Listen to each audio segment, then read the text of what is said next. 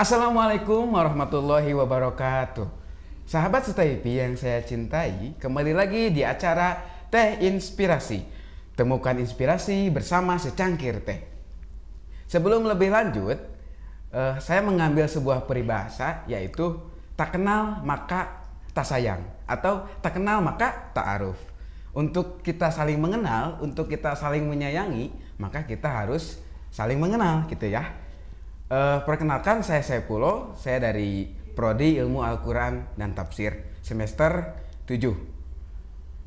Baik, di sini ada teman saya sebagai narasumber, yaitu Kang Sodik. Nah, untuk lebih lanjut mengetahui siapa itu Kang Sodik, biarkan Kang Sodik memperkenalkan dirinya sendiri ya teman-teman. Silakan Kang Sodik. Bismillah, saya Ahmad Sodik Solihuddin dari Kepulauan Riau. Alhamdulillah sekarang sedang menjalani studi di STAI Persis Bandung dengan jurusan Ilmu Quran Tafsir semester 7. Oh, dari Kepulauan Riau Kang teh. Kepulauan Riau itu yang saya tahu atau istilah lainnya Batam kan ya? Ya benar. Nah, ada yang terkenal di situ, seluruh Indonesia tahu di situ. Ada siapa namanya? Putra Siregar.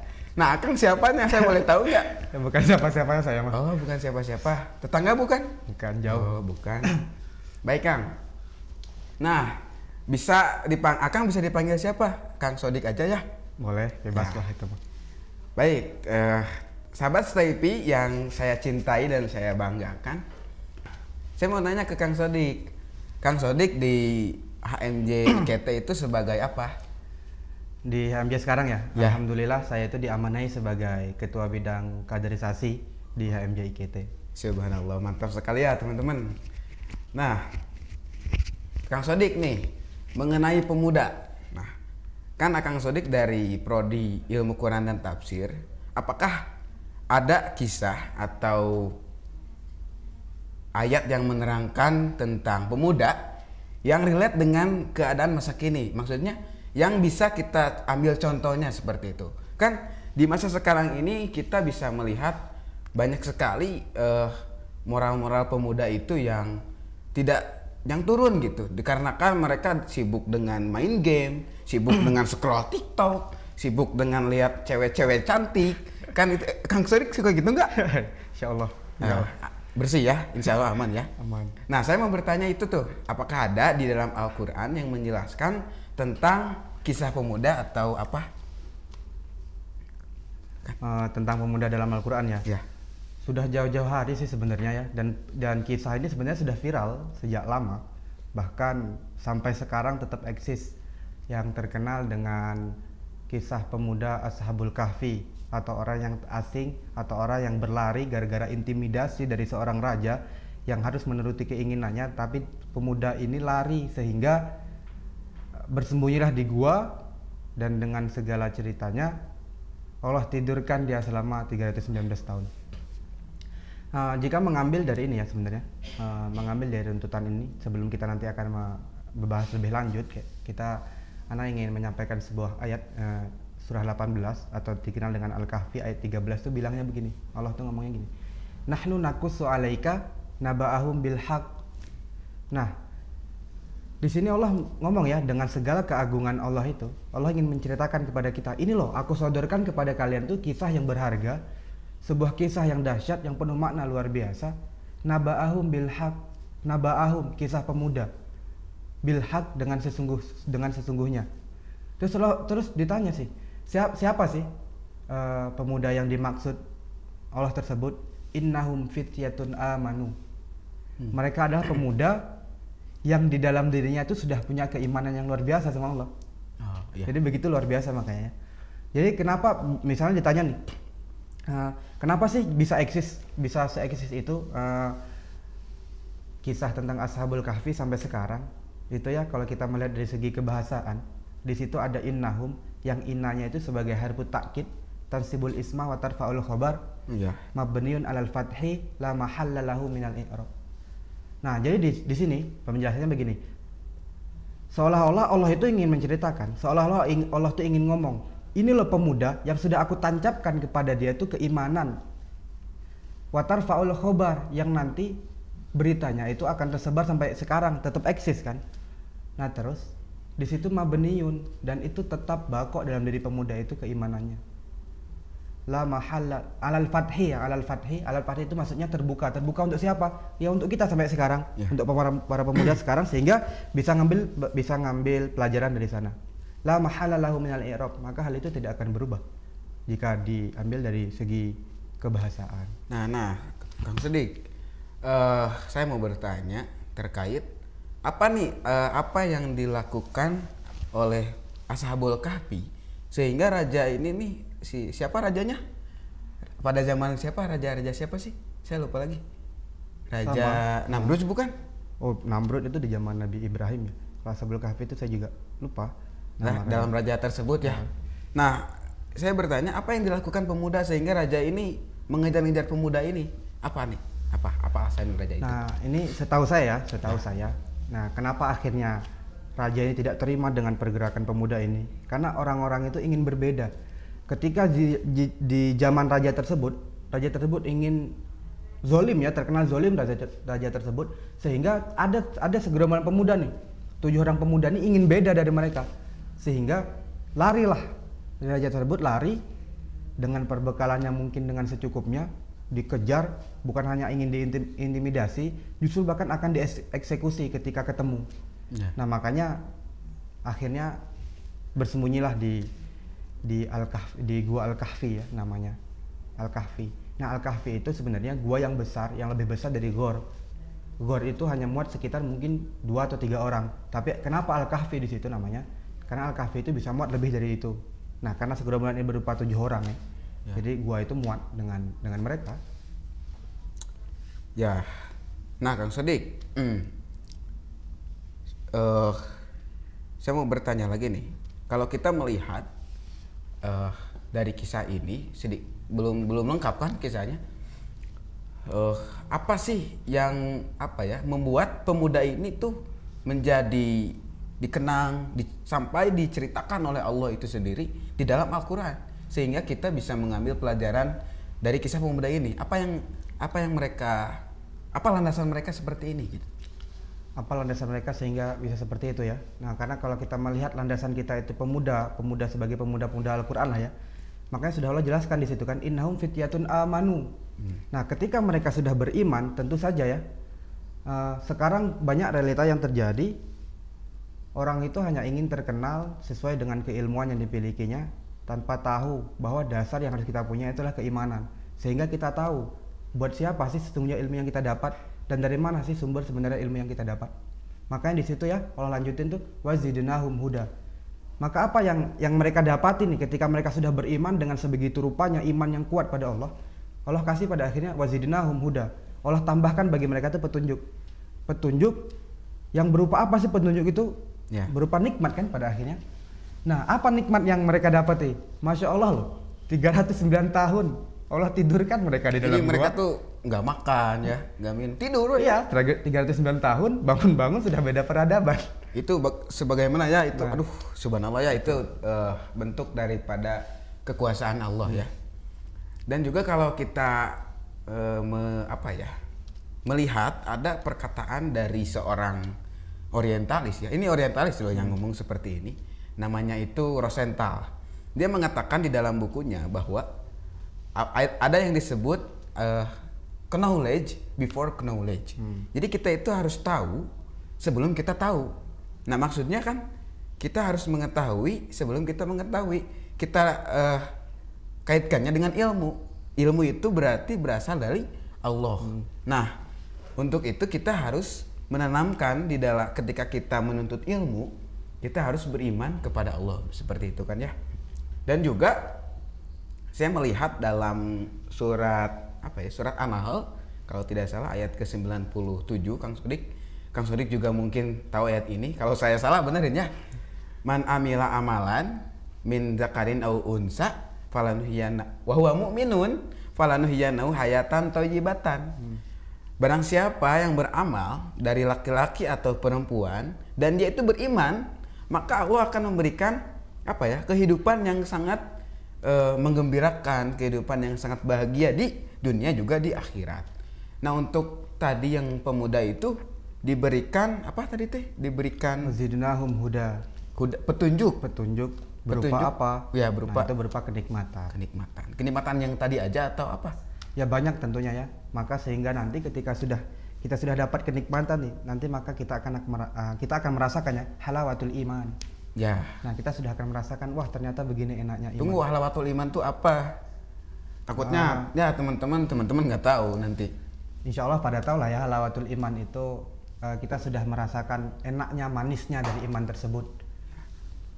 Seperti itu. Ya. Oke, sebelum kita lanjut, di sini di depan kita sudah ada teh nih, supaya inspirasi itu masuk ke otak-otak kita ya.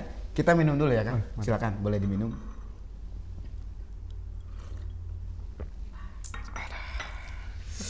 Subhanallah ya. Manis ya kayak saja ini tehnya. Oke, baik. Apa ya? Terkait pemuda itu sendiri, terkait Ashabul Kahfi, yang mana mereka ini apa ya?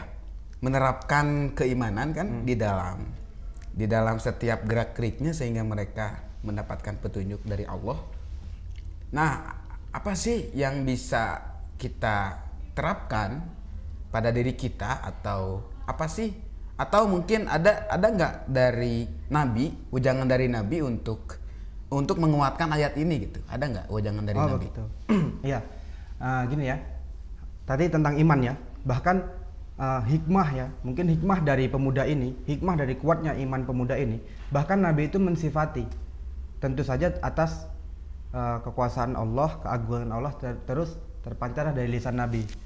Nah, salah satu hikmahnya itu disifati Nabi ya, hikmah dalam pemuda yang beriman itu begini. Sab'atun yuzilluhumullahu fi zillihi yauman la zilla illa zilluh. Nah, itu.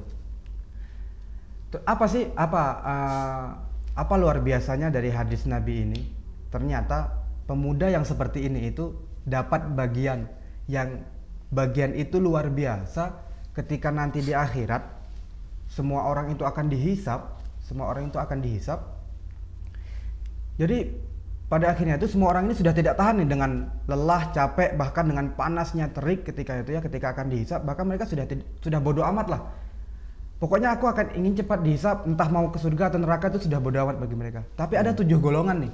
Ada 7 golongan dari sabda Nabi tadi itu, yang diantaranya itu 1 orang pemuda yang diomongin Nabi itu. Jadi mereka itu yang jongjon gitu ya. Jongjon mungkin kalau bahasa sekarang itu kalau bisa ya, sambil ngopi. Kayak gitu ya. Sambil ngopi, nunggu dihisap. Nah, siapa mereka? Syabun. Terus rojulun kolbuhu mu'allaqon bil masajid. Nah, diceritakan di situ bahasanya seseorang yang hatinya itu sering bergantung kepada masjid.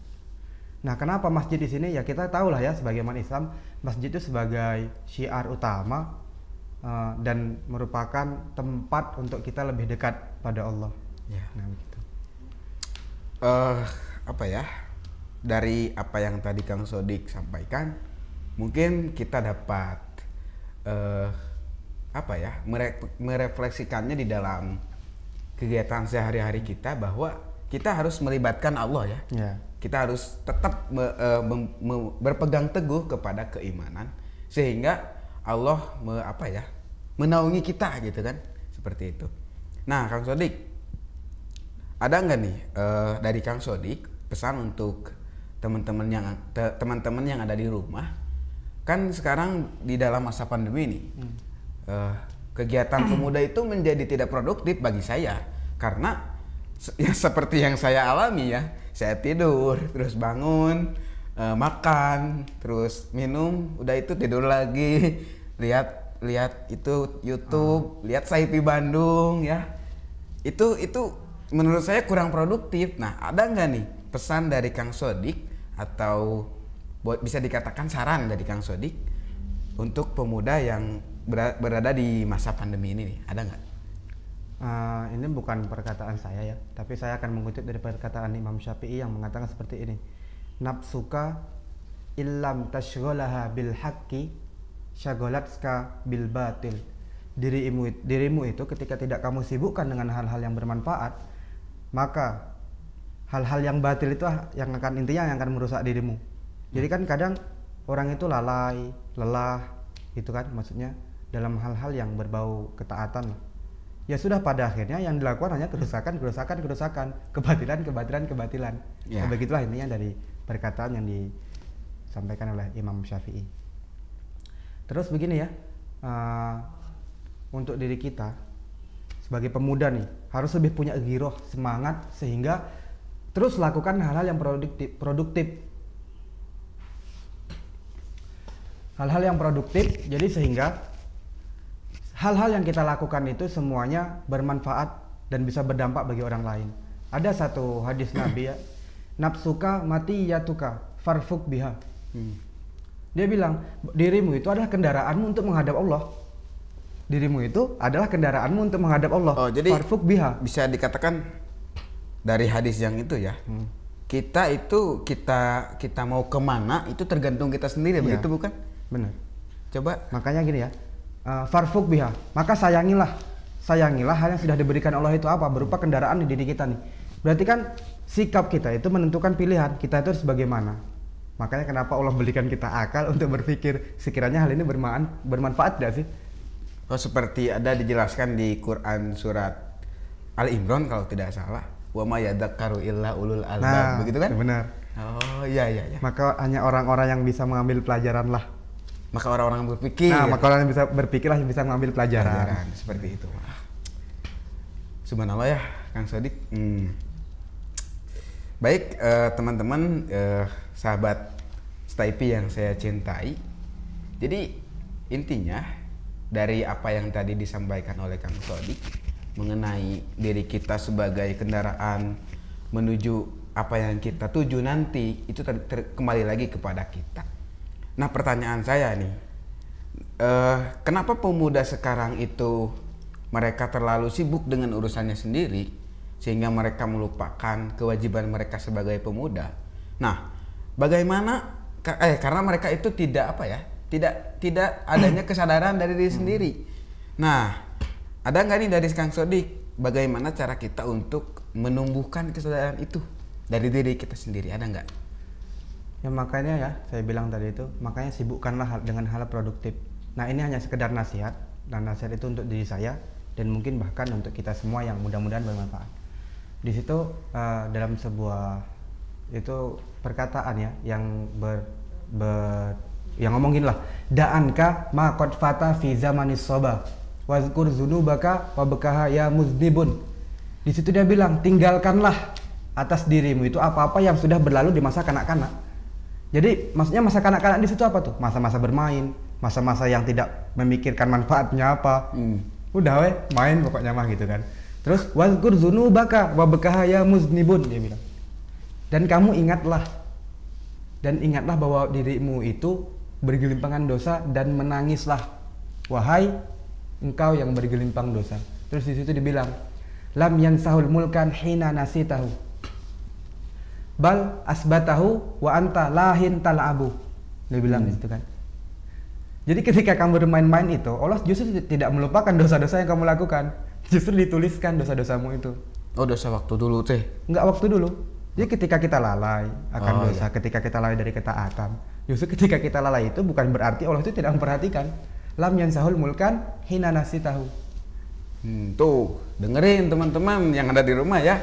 Jadi jangan terlalu sering mengingat-ingat masa lalu gitu. Jadi masa lalu biarlah berlalu, masa sekarang kita yang menjalani, masa depan itu untuk kita dan nanti ya bersama pendamping kita, misalkan masa depannya kita bisa mengukir. Nah, kadang kita suka lupa ya Kang Sodik ya, seperti misalkan seperti saya sendiri ya, saya suka ingat dengan masa-masa kecil gitu yang dimana itu sangat salah gitu bagi saya. Jadi saya tuh suka menjadikan itu sebagai acuan gitu. Ya contohnya misalkan saya tuh suka sama seorang, nah ini tuh dijadikan acuan gitu untuk kita mencari seseorang di waktu kuliah, padahal kan itu berbeda ya. Mohon maaf ya saya membuatnya jadi ke situ ya, tapi nggak apa-apa kan. Tapi kan Kang Sodik normal kan? Normal ya. Nah, teman-teman yang saya cintai dan saya banggakan, apa ya, sangat banyak sekali pelajaran yang bisa kita ambil dari apa yang disampaikan oleh Kang Sodik itu sendiri. Maka dari itu jangan di skip ya, ini di skip karena saya suka nonton juga ya YouTube Stay P ini, suka di skip ini mah jangan ya. Karena ini insya Allah bisa bermanfaat, kita bisa mengambil banyak sekali pelajaran yang diantaranya tadi apa saja tadi teh, kita harus apa ya, seperti kita harus melibatkan Allah gitu ya, melibatkan keimanan dalam setiap tingkah laku kita. Terus kita harus produktif, terus kita harus apa ya, mengaitkan hati kita ke masjid. Bukan artian masjid di sini bukan apa ya, bukan masjid kita cicing we di masjid ya, bukan seperti itu, tapi kita memfokuskan masjid itu sebagai pusat dakwah Islam begitu kan ya. Nah terus tadi teh apa kata tadi Kang? Yang mana? Yang terakhir, yang tadi Akang sampaikan terakhir, yang jangan mengingat masa lalu ya, jadi kita harus move on nih. Saya suka malu sendiri karena saya tipikal yang susah move on gitu ya, jujur ya. Tapi teman-teman jangan ketawa di rumah ya. Mohon maaf ini Maya. Nah seperti itu, jadi kita harus melupakan masa lalu gitu. Tapi bagi saya sendiri masa lalu itu jangan dikubur dalam-dalam, tapi untuk sekali kita mengingat ya kan nggak apa-apa. Karena apa ya, kenapa saya berpikiran seperti itu? Begini Kang, karena dulu saya kan belajar sama guru-guru saya waktu kecil.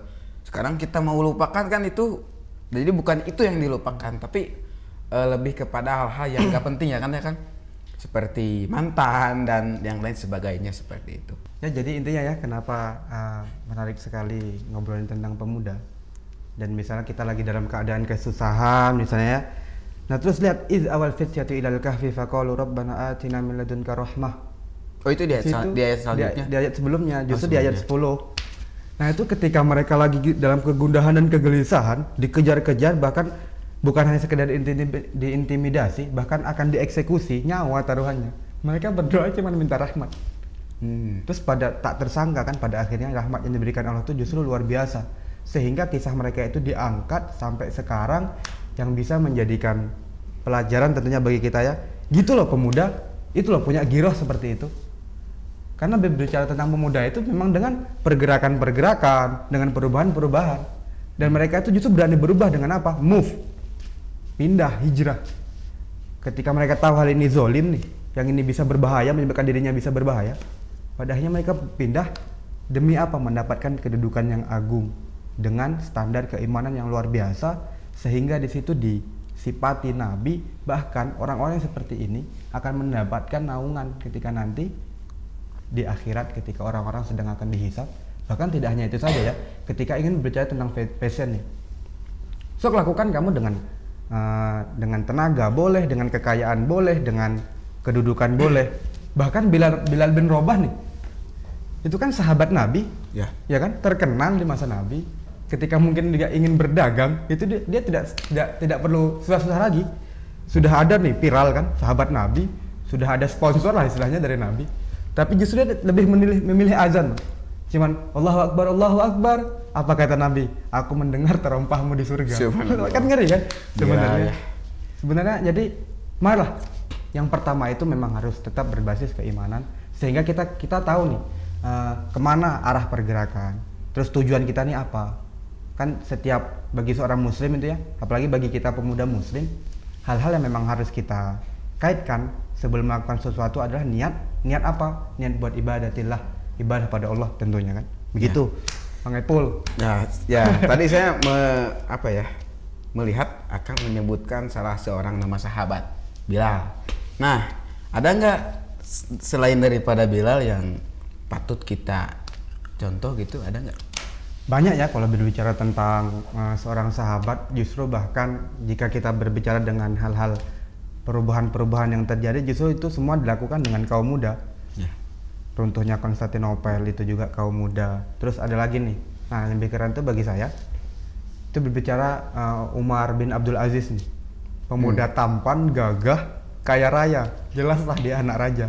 Apa dia bilang? Ini nafsan tawako, katanya. Aku ini punya nafsu yang menggebu-gebu nih.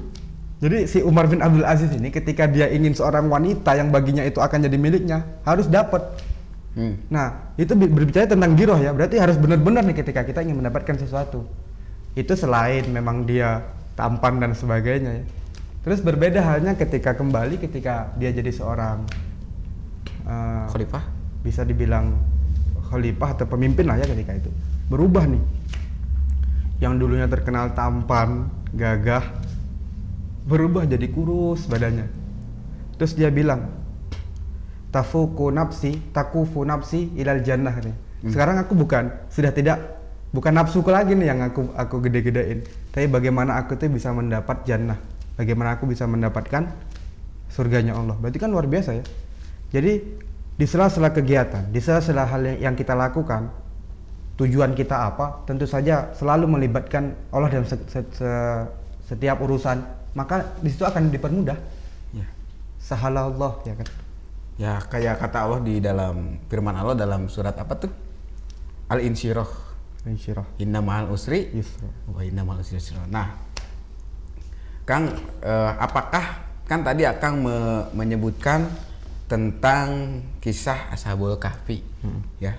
Apakah ada yang lain gitu yang bisa kita ambil lagi? Jadi pemuda ini ada nggak yang lain? Ada. Contohnya juga kayak Nabi Ibrahim ya.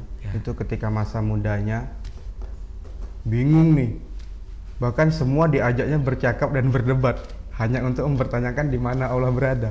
Ya. Yang pada akhirnya pertama matahari dianggap Allah, bulan dianggap Allah, serta hal-hal yang besar yang baginya itu luar biasa yang dianggap Tuhan. Tapi ternyata pada akhirnya dengan giroh dan semangat, keinginan yang kuat untuk mendapatkan jawaban dari sebuah sesuatu, pada akhirnya dapat kan? Ya. Nah itu makanya ijtihad wala taksal. Ijtihad wala taksal. Sungguh-sungguhlah dan jangan bermalas-malasan. Wala takun ghafilan. Janganlah menjadi orang yang lalai. Fanadamatul uqba liman yatakasal. Karena apa? Penyesalan itu akan didapatkan bagi orang-orang yang bermalas-malasan. Tuh teman-teman, ya teman-teman dengerin, jangan malas-malas kita tuh. Kita sebagai pemuda tuh harus kayak tadi ya, kayak Nabi Ibrahim ya, kita mempunyai sebuah semangat gitu dalam mencari apapun itu. Dan juga bisa diambil di garis bawahi bahwa bagi seorang pemuda itu rasa ingin tahu itu harus ditingkatkan ya kan? Harus. Karena pada masa ini memang kita harus bisa menyiapkan gitu apa yang akan ke depan kita jalani seperti itu. Nah,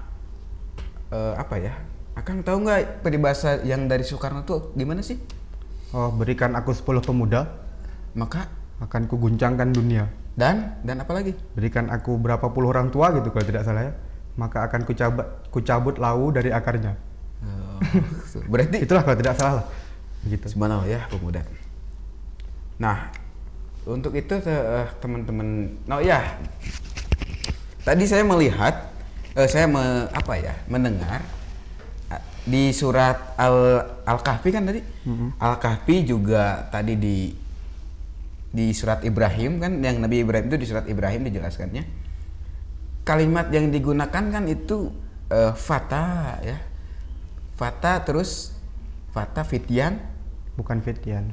Fata, fityah, fata itu bentuk tunggal atau mufrad, fityah itu bentuk jamak. Jadi sehingga gini, sehingga ya yang lebih kerennya lagi, ternyata di surat Al-Kahfi itu sudah diajarkan loh. Ternyata ketika ingin berubah untuk menjadi lebih baik, maka berkelompoklah. Atau ente kudu punya grup nih. Jadi sehingga misalnya ente pergi pengajian sendiri misalkan, itu kan biasa aja yang didapat, biasa aja karena memang diri ente sendiri. Tapi beda halnya ketika datang bareng-bareng nih dengan grup itu, kan merasa hal yang luar biasa, lebih semangat lagi kan untuk melakukan kebaikan-kebaikan. Itu. Ya. Nah, saya tadi mau nanya sebenarnya, ini apa ya? Karena tapi nggak apa-apa. Jadi memberikan lebih jelas lagi ya. Jadi mau nanya, apa sih kan tadi di dalam hadis disebutkannya apa tadi tuh? Syabun itu syabab. Nah, apa bedanya fata sama syabab? Ada Kalau ini kalau tidak salah ya, fata itu orang kalau tidak salah mah bener atuh. Nggak tahu, ini lupa sudah ini. Ya nanti bisa kita cari tahu lagi ya. Cari tahu lagi, silahkan kalau ada yang salah teman-teman nanti tolong benarkan ini benar atau enggaknya. Yang pertama bagi saya itu mungkin gara-gara karena bahasa Arab itu banyak ya. Mungkin di ayat itu lebih cocoknya fata, atau mungkin dalam keadaan fata tersebut masa pertumbuhan. Nah mungkin syabab itu, syabun itu orang yang sudah kokoh, ya kan? Berbeda kan masa pertumbuhan dengan orang yang sudah kokoh. Berarti di masa pertumbuhan itu orang masih mencari-cari, walaupun ketika sudah kokoh pun tetap mencari. Mungkin itu sih bedanya. Fata itu di masa pertumbuhan. Oh ya. Mungkin itu. Nah itu udah perbedaan. Jadi takutnya nanti ada yang bertanya-tanya kan, tadi ada syabab, ada fata kan gitu. Nah lanjut lagi terkait itu Kang, kan disebutkan di Undang-Undang nomor berapa 40 tahun 2009 bahwa pemuda itu dari usia 16 tahun sampai 30 tahun. Nah kalau di dalam Al-Quran atau dalam hadis atau mungkin dalam Islam itu di ukuran pemuda itu dari mana sih? Ini lebih spesifik lagi ya. Tadi kita udah membahas panjang lebar, sekarang ke diri pemudanya gitu. Oh, ke diri pemuda ya. Kalau secara ayat atau ini saya kurang tahu ya. Cuman saya hanya pernah mendengar ya bahwa pemuda itu ya usia dari 25 kalau nggak salah ya, atau bahkan di bawah sampai 40. Bahkan Nabi saja diutus ketika masa 25, masa masih menggebu-gebu. Ya. Nah, mungkin ketika 50 ke atas itu sudah disebut apa sih? Dewasa sih. Orang tua. Tapi kalau dia belum nikah juga, ya bujang kolot gitu. Bujang lapuk ya kan. Nah, oh ya terkait apa tadi tuh? Pemuda dalam Islam seperti itu ya. Atau bisa saya juga pernah dengar sebenarnya terkait ini, dia itu disebut seorang masuk ke tahap pemuda atau balig ya. Kan pemuda itu kan balig ya. Balig itu kan ketika kalau untuk laki-laki untuk laki-laki tuh bahasa Arabnya tuh mumayyiz bisa membedakan. Ihtilam apa sih? Ihtilam kan? Jadi mimpi itu tuh. Oh, mimpi. Ya, mimpi ya. Untuk laki-laki tandanya ketika dia itu udah balig. Mimpi. Ya, mimpi. Dan untuk perempuan apa sih? Head ya. Nah, itu tuh teman-teman. Jadi dalam Islam tuh disebutkan ya itu kalau nggak salah di dalam hadis. Nantilah kita kalian bisa cari hadisnya sendiri ya. Seperti itu. Ya, baik teman-teman, sahabat STIP yang saya cintai. Mungkin pembahasan kali ini sampai di sini mungkin ya Kang ya, sudah cukup. Sudah banyak sekali yang kita bahas. Dan mudah-mudahan apa yang disampaikan oleh Akang Sodik bisa menjadi semangat ya, giroh untuk kita semakin semangat lagi ketika sudah mendengar dari penjelasan dari Kang Sodik. Terima kasih kepada Kang Sodik yang sudah menyampaikan materi ini, menyampaikan penjelasan ini. Teriring doa jazakumullahu khairal jaza. Iya. Dan sebelum ditutup, bagi teman-teman yang baru lulus dari mualimin, dari aliyah, bisa mendaftarkan dirinya ke STIP Bandung, masuk ke gelombang 3. Nah, gelombang 3 ini sampai tanggal 19 Agustus 2021. Nah, terakhir mungkin jangan lupa buat sahabat STIP yang saya cintai di rumahnya masing-masing atau di mana saja kalian berada, jangan lupa like, komen, share dan subscribe ya channel YouTube STIP Bandung Official. Kenapa harus subscribe? Karena kalian ketika subscribe akan tahu ada video baru dari channel kami. Terima kasih atas perhatiannya. Saya Saifullah pamit undur diri. Assalamualaikum warahmatullahi wabarakatuh.